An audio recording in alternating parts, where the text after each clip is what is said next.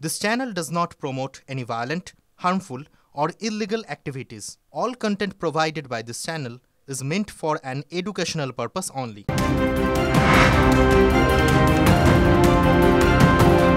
এই মুহূর্তে একটা ব্রেকিং নিউজ আপনার জন্য। রায়বেরেলি থেকে কংগ্রেসের প্রার্থী কি প্রিয়াঙ্কা গান্ধী? এখনো জল্পনা জিয়ে রাখলো কংগ্রেস। আমেঠি রায়বেরেলি নিয়ে এখনো স্পষ্ট কোনো ঘোষণা নেই কংগ্রেসের।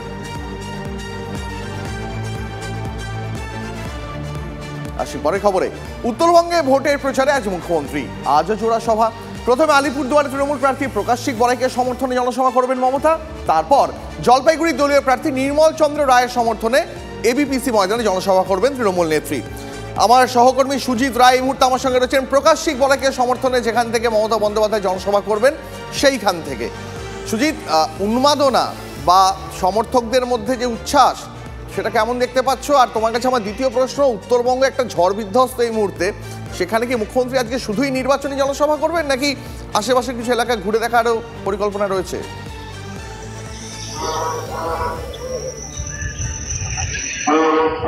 দেখো দীপ, আলিপুরদুয়ার লোকসভা কেন্দ্রের প্রার্থী প্রকাশ টিকবরাকের সমর্থনে কোচবিহারের তুফানগঞ্জের যে শালবাড়ি নাগুরহাট হাই স্কুল আছে সেই ময়দানেই কিন্তু 11টার সময় মমতা ব্যানার্জির সভা রয়েছে।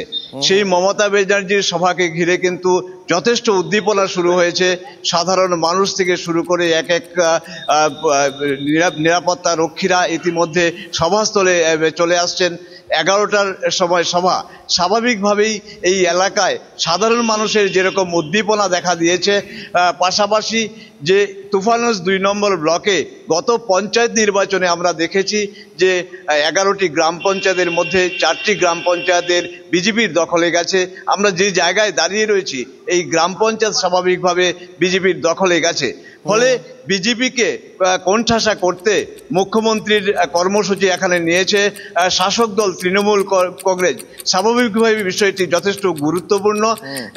আলিপুরদুয়ারের তফসিকাতা এলাকায় যে ঝড় বৃষ্টি হয়েছে তার সেখানেও মুখ্যমন্ত্রী গেছেন এবং মুখ্যমন্ত্রী উত্তরবঙ্গ জুড়ে বিভিন্ন এলাকায় সফর করছেন। পাশাপাশি মুখ্যমন্ত্রীর এই সফর যথেষ্ট গুরুত্বপূর্ণ রয়েছে। ধন্যবাদ তোমাকে সুজিত। আমাদের সঙ্গে থাকো আর পরিস্থিতির উপর নজর রাখো।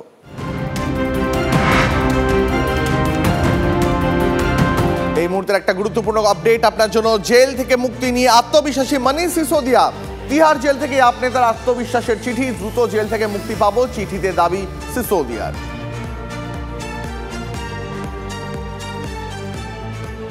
আর এদিকে উত্তরবঙ্গে প্রচারের ঘন ঘটা। সমস্ত রাজনৈতিক নেতারাই এখন উত্তরবঙ্গে ছুটে যাচ্ছেন। মুখ্যমন্ত্রী যাচ্ছেন, প্রধানমন্ত্রী আসছেন, একের পর এক সভা হচ্ছে। উত্তরবঙ্গকে টার্গেট তো খোদ প্রকৃতিও করেছে।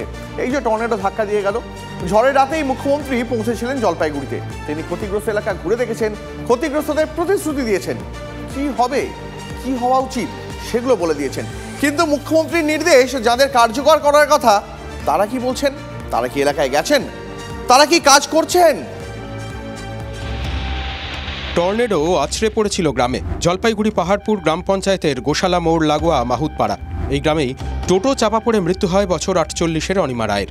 ওই রাতেই মৃতের পরিবারের সঙ্গে দেখা করতে যান মুখ্যমন্ত্রী মমতা বন্দ্যোপাধ্যায়। দ্রুত ত্রাণ পাঠানোর প্রতিশ্রুতিও দেন। ত্রাণ এসেছে, বাসনপত্র, চাল ডাল, কিন্তু নিম্নমানের ত্রাণ পাঠানোর অভিযোগ সেটাও উঠছে। এটা করে এখন রান্না করা যায় নাকি? এখন ফেলে রাখছি, কারণ ননদের বাড়ি থেকে পাঠিয়েছে, এখন ওগুলোতে রান্না করে খাচ্ছি।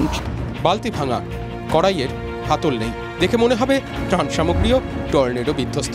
বোধহয় এগুলো ঝড়ের মুখে পড়েছিল। ত্রাণে দেওয়া চালের মান নিয়েও কিন্তু অভিযোগ রয়েছে।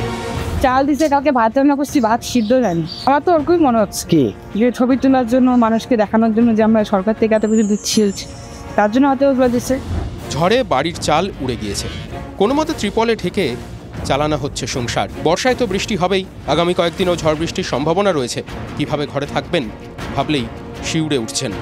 তো দেখো কাজটা তো একই দিনে বাড়িঘর কি করে ঠিক করবো, না টিন কেনার ক্ষমতা নাই, খাওয়ার ব্যবস্থা নাই। আজকে 5 দিন হয়ে যাচ্ছে, মানে সব লোকজন আসছে, ভিডিও অফিস থেকে আসছে, সবাই দেখে যাচ্ছে, কিন্তু প্রস্তুতি দিচ্ছে হবে, কিন্তু হচ্ছে না। বৃষ্টি আসলে আমরা কিভাবে থাকবো বুঝতে পারতেছি না। সরকারের মুখাপেক্ষী না থেকে লোন নেওয়ার কথাও ভেবে ফেলেছেন ঝড়ে বিধ্বস্ত মানুষজন। তো তার দেখতেছি মনে হয় না সরকারি কিছু পাবো, তো মনে হয় আমাদের নিজেই লোন টোন করে যাই হোক কিছু একটা ব্যবস্থা করে আমাকে ঘরগুলা করতে হবে। তো এখন দেখি লোনের অ্যাপ্লাই করছি, যদি লোনটা পাই তাহলে নিশ্চয়ই করবো, নিজেরাই করতে হবে। বিডিও মিহির কর্মকার বলছেন ত্রাণ সামগ্রী বিলি করা হচ্ছে। নিম্নমানের ত্রাণ সামগ্রী নিয়ে কোনো অভিযোগ তিনি এখনও পাননি। ভাঙা সামগ্রীর ছবি দেখে কি ব্যবস্থা নেবে প্রশাসন? আন্তরিকতার অভাব না ত্রাণ সামগ্রীর টাকায় দুর্নীতি, কোনটা হয়েছে বলুন তো? Bureau report, TV9 Bangla.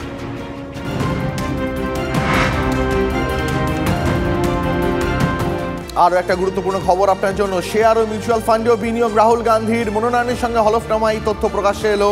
রাহুলের হাতে নগদ 50,000 টাকা উল্লেখ হলফনামায়।